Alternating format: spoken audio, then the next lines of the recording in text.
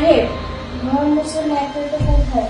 আমি তো কেচে ওইখানে রেখেছিলাম, কিন্তু আমি না এখন পাচ্ছি না। এই শোন, তোকে আর ঘর মুছতে হবে না।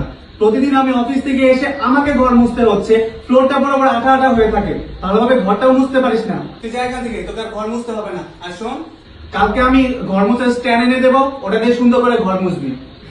কিন্তু সাহেব বিশ্বাস করেন, আমি না খুব সুন্দর করে কাজগুলো করি, তারপরেও যে কিভাবে আটা আটা হয়।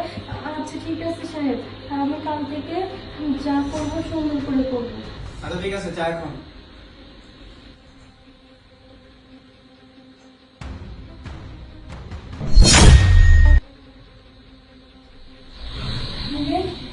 আমি তো কিছু পরিষ্কারই করলাম না, তাহলে ঘরের বাসনগুলো এত পরিষ্কার কেন?